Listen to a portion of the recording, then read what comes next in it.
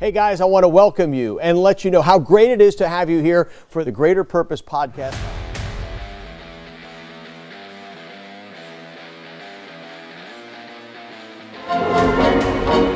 What's up?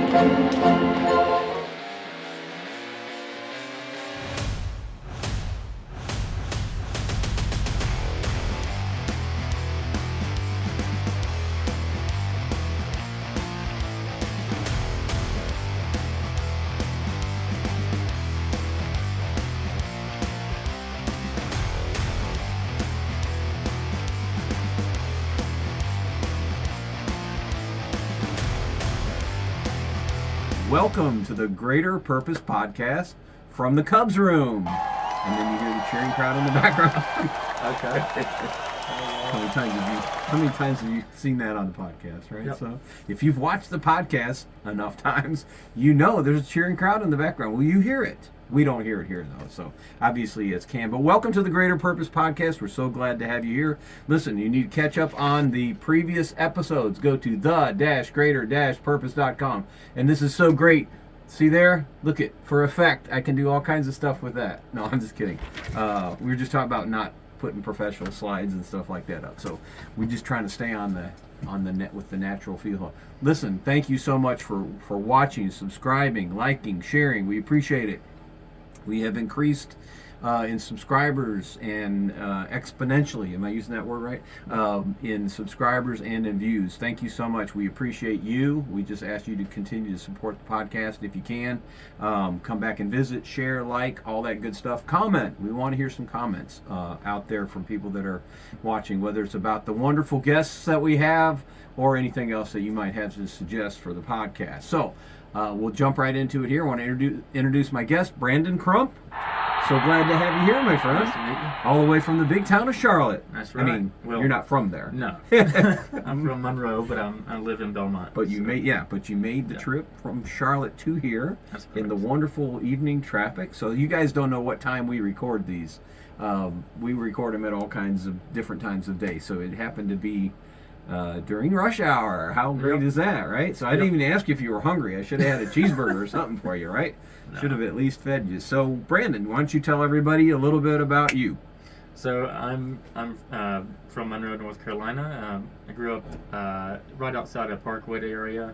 It's the southern part of Union County, and so I started went to Parkwood High School. Then I went to, after graduating from Parkwood High School, went to South Piedmont Community College, and then after graduating from there, I transferred over to Western Carolina University online and graduated, and I've been working in banking alongside going to school the entire time. Boy.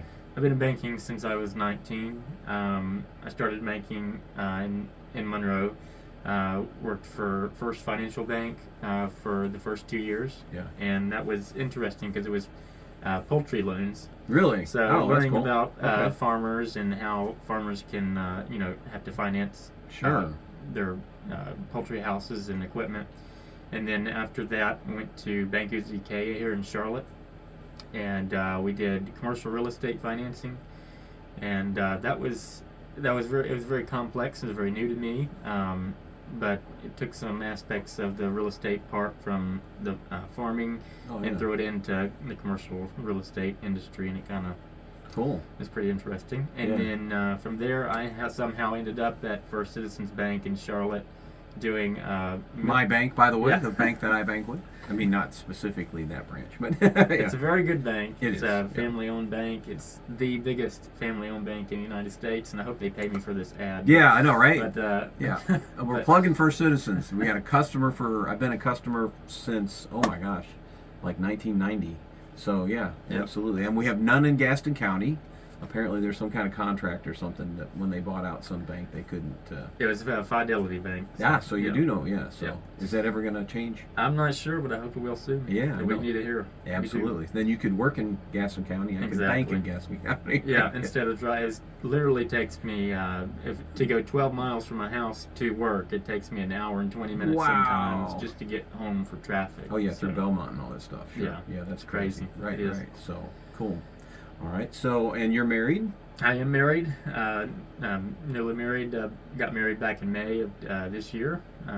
You are newly newlywed. So yeah. Yep. I'm happily married too. Yeah. So, and you want to shout out for your bride's name? Yep. My bride is Marion, and she's from Cuba. Right. So she comes from a different background, and so she came here in 2021. I believe it was right after COVID or during. I think there was still some COVID situation happening during that time, but they were able to get a visa to come to the United States, and so they did. And when they got here, they had already had family in Winston-Salem, and so that's where she stayed for the first few years. Oh wow! Okay. And then we met on a Christian dating app. Nice. So called Upward. Yeah. And so we met, we dated, and then it went on from there. And cool. And here you are. Here we are. Nice. So we're gonna. So this is a little different direction, and I tell the guys we can go off on different stuff. We'll go back to the format, but I want to touch on that because of the Christian dating. Donna and I met.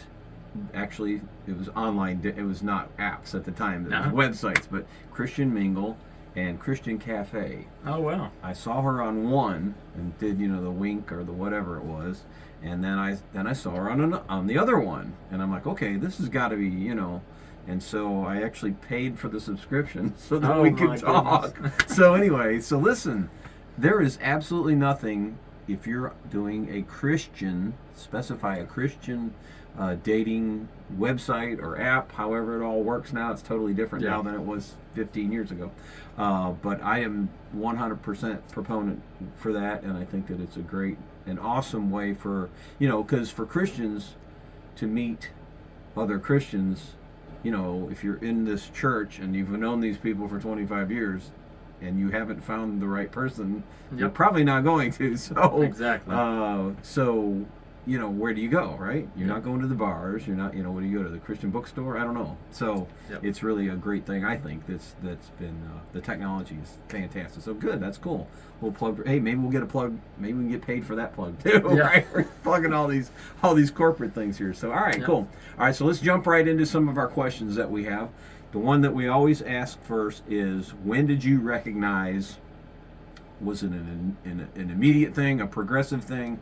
When did you first recognize, hey, I need to be a more godly man. I need to be more godlike. I need to be more Christ-like. So I think it's more progressive over time. See, I was raised in a Christian household. My dad and my mom always taught us, the Christian values and right and wrong, and how to plan for the future and everything. We used to go to Pleasant Plains Baptist Church in Matthews, and that's where we grew up for the first 15 or 16 years. Okay. And then, so I've always had the values, always taught that, but you don't really see it until you go experience it yourself, until you actually, you need it. Live it out. Yep. And you realize that, that life's not a game. There's much more to life than getting out there, working a job, and same routine over and over and over. Yeah. And I would say probably, so when I started working in banking, so I was 19, and during that time, I was also in school at South Piedmont Community College, so I was doing schooling and full-time work at the same time. Yeah. And probably seeing a lot of a lot of crazy stuff. Yeah, right. Especially in college. Yeah. There's politics aside, it's crazy. But anyway, so going through that, and then during that time, because let me start over. Prior to that, I got married at the age of 18, which probably wasn't really the smartest idea anyway, because we think we know it all. We think that we're so in love or whatever. Yeah. And at the time, I didn't want to take no for an answer, and I was going to have it my way, and unfortunately, that unfolded a completely different way than what I had planned. Right. So, and that's Yeah. how God works. Yeah. So, Yeah. But anyway, to tie it all together, I was married at the same time that I was going through. I was at South Piedmont Community College and working at the bank. Right. And a lot of heavy duty stuff. I had going on. everything. Yeah. I mean, I had everything going. Yeah. And I just felt like something was missing. Mm-hmm.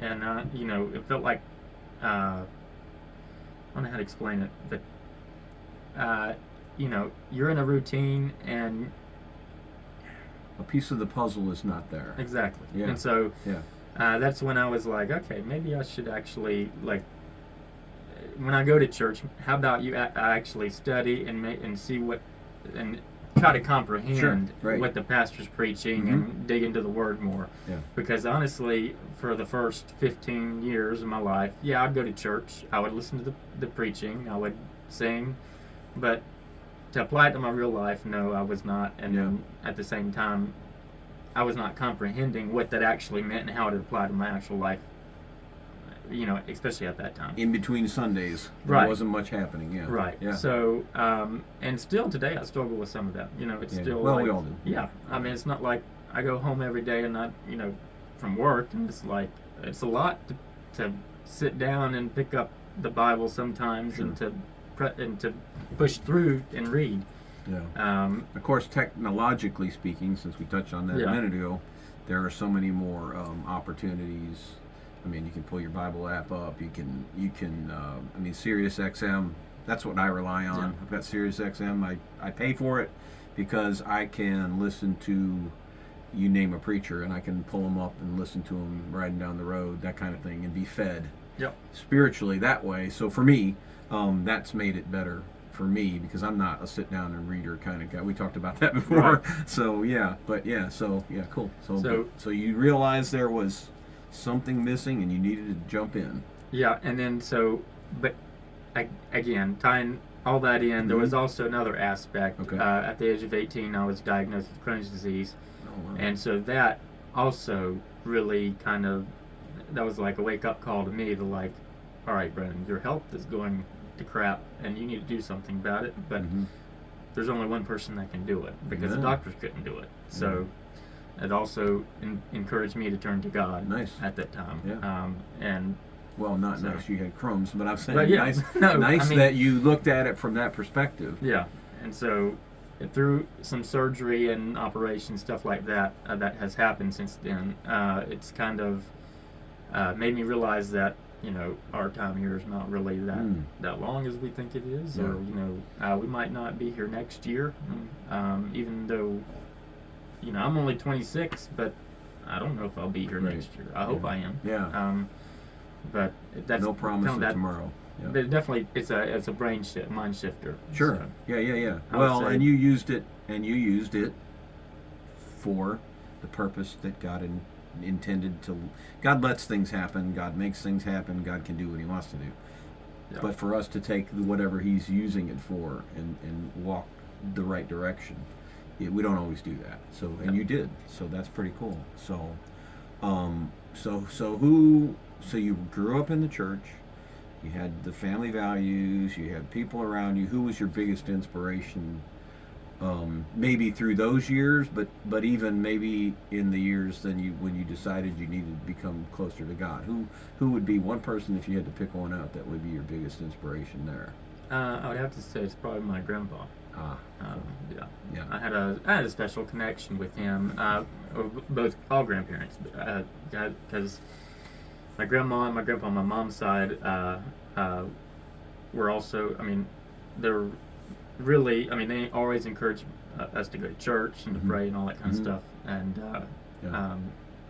and all both grandparents were very, very faithful in the Word and trying to make sure that we were on the right track. So I had great grandparents and I love them all. But my grandpa, I did have a special connection with, and shout out his name. Well, George Crump. Yeah. Yeah. Gotcha. Okay. Yeah. There you go. And my other grandpa was Paul Doon. He also had a big influence in my life. Yeah. Nice. Yeah. Awesome. So, how do you think you've gone through this transition. You're still doing some college stuff. You're at work at the bank. You're involved in some political stuff. You're at your church, et cetera, et cetera. How do you feel like you're best applying what you're learning and what God's teaching you? How do you feel you're best applying that to serving someone else or in building into someone else's, specifically men? If there's a specific area you can think of, how are you best using that? Do you feel, or you're able to use that the best? Oh, that's a good question. I would probably think it would be,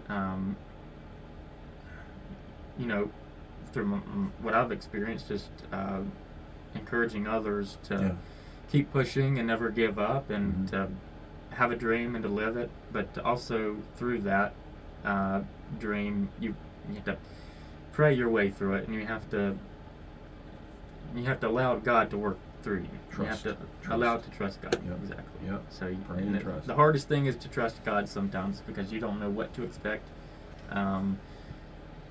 But you have to do it, and normally 9 times out of 10, actually 10 times out of 10, am I correct? Yeah, there you go. He's right, and you're wrong. And you're wrong. So, exactly.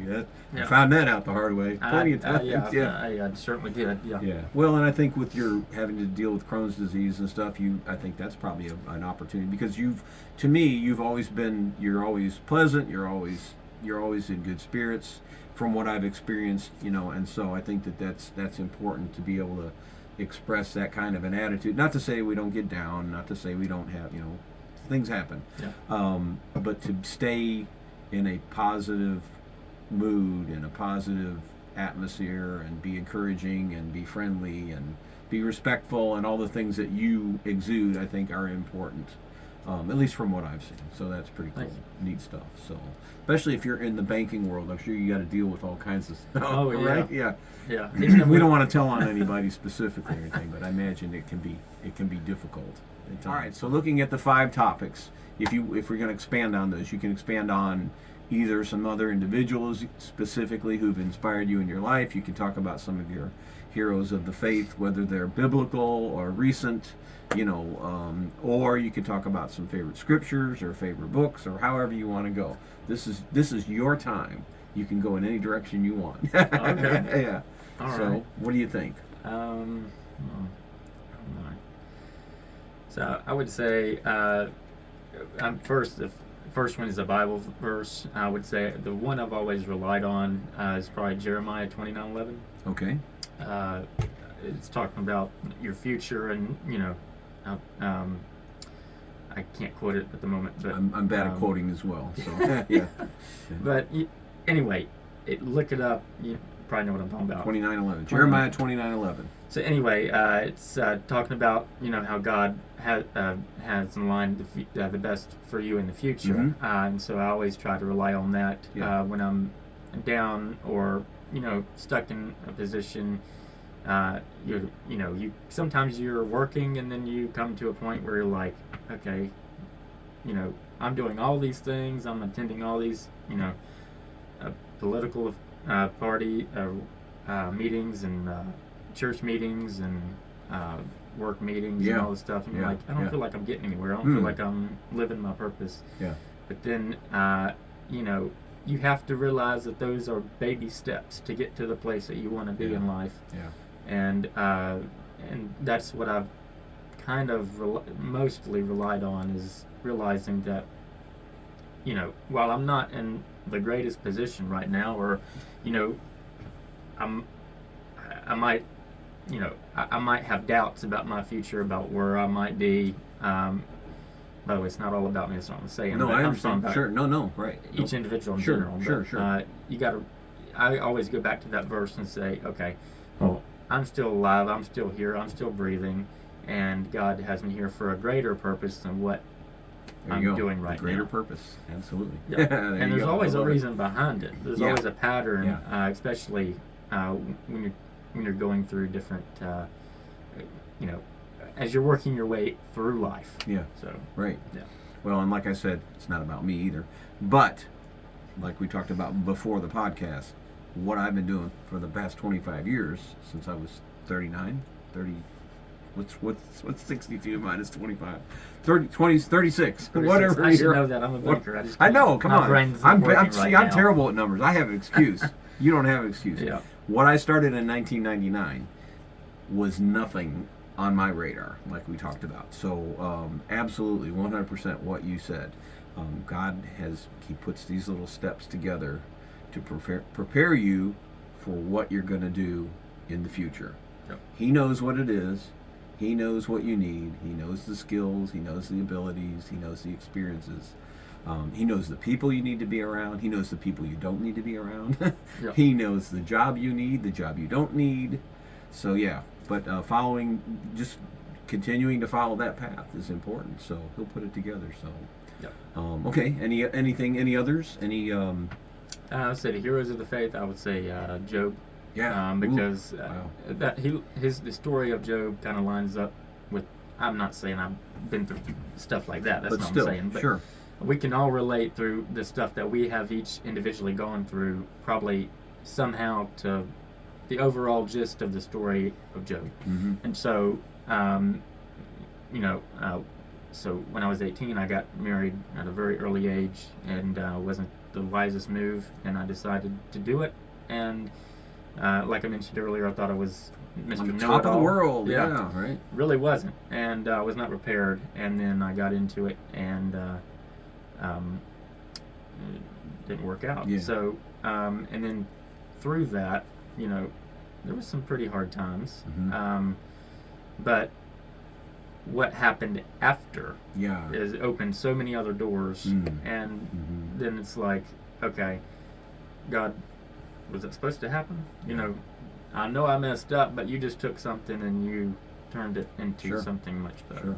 So that was so with Job going through all the different things that he went through, it's like, yeah, I had went through Crohn's, divorce, a lot of financial issues and Yeah. stuff like that.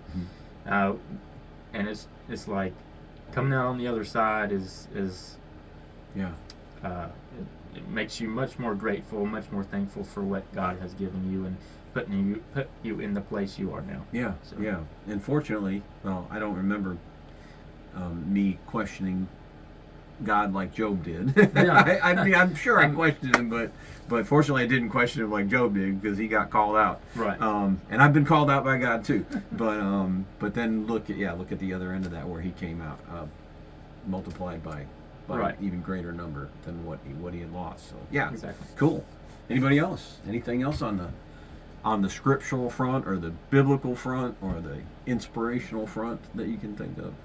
Well, I would like to say probably inspirational would be my mom. Mm-hmm.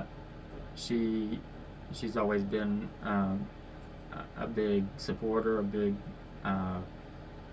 inspiration in my life, a leading example. Yeah. Of how to live a godly life, but Yeah. also how to be successful and do things the right way. Yeah. She, from what I understand, she graduated from business school and then went and was a lawyer. Wow. Sorry, not a lawyer. Take that out. Okay. She was not a lawyer. She was a paralegal for a law firm. Okay. And while she was there, after that she went and ran for the Register of Deeds in Union County, and then she's been there That's ever right. since. Yeah. So she's been like the person I look up to mostly, and but also I would say also my stepdad. Stepdad came in my life, I think I was 13, 12, 13, something like that, and I didn't know much about him. As stepchildren, you kind of Right. wary at first, Yeah.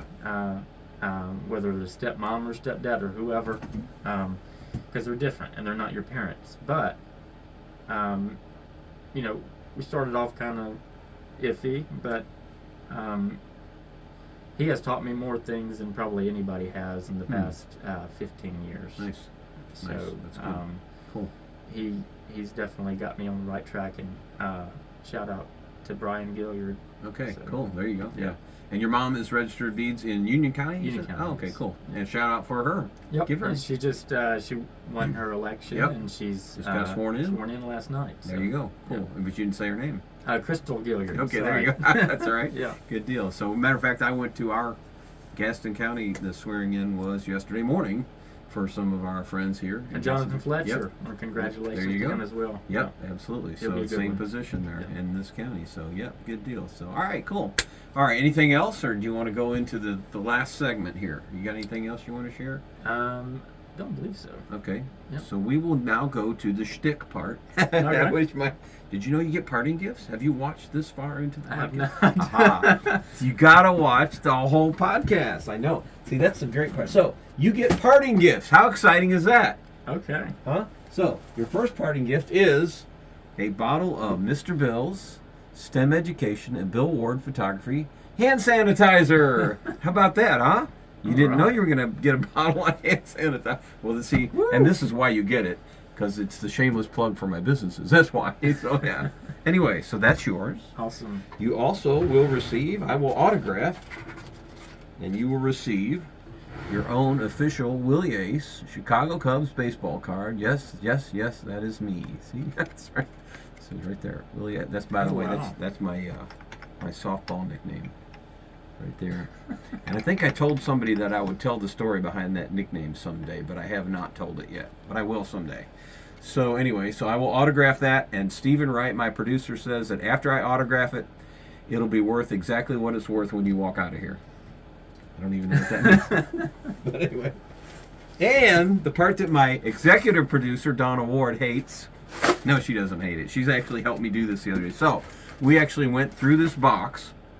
These are Lego superheroes. And so I have my own. Where'd he go?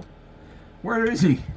He was right here. He must have knocked. Oh, you know what? I think we knocked him over. Maybe I knocked him over. Anyway, Iron Man. There you are. Okay, so Iron Man is mine. This is that's my Lego superhero. You cannot have him. But we have Lego superheroes, and you say to yourself in the back of your mind right now, you're saying, why a Lego superhero, right? Aren't you saying that right now in your mind? A little bit, yeah. Right. Okay, so there's two reasons. Number one, STEM. Science, technology, engineering. The E stands for engineering. And so you have to build yours. Not here, but you have to build it. So engineering, but also because we feel like the men who come through here on the Greater Purpose podcast, in God's eyes, are superheroes. So you get to choose. We actually labeled these because Donna got tired of me not knowing who they were, because some of them are hard to identify. So we have, you can pick whoever you want. We got Groot, we got Ant, that's it. Cyborg. I don't know if that's a good guy or a bad guy. There's, if I would have written it better, then the Riddler.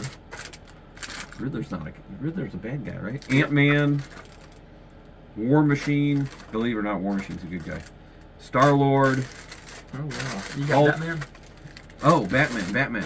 I'm pretty sure we have Batman in here somewhere. I think. I'm almost 100% sure we have a Batman. I think we even have a Luke Skywalker. Somehow we ended up with the Star Wars in here. Well, there he is, Batman. Oh yeah. Da-na-na-na-na-na, Batman. Okay, awesome. So that is your. Those are your parting gifts, and Awesome, now thank you. I hope you read what I sent you, because you have to give us a sports-related story, and it can be something you saw, participated in, or heard about, or know wow. about. It doesn't matter. It can be just crazy, or it can be.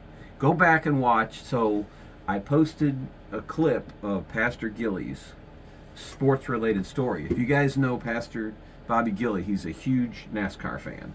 So I just automatically assumed he was going to come in here with a NASCAR story, right? And he was. But for some reason, when he got in here, he changed and did a different story. But I'm not going to tell you what it is. There's a reel of it. There's a short on the YouTube channel. So you don't even. I hope you will watch this whole podcast, but you don't have to. You can just watch the short.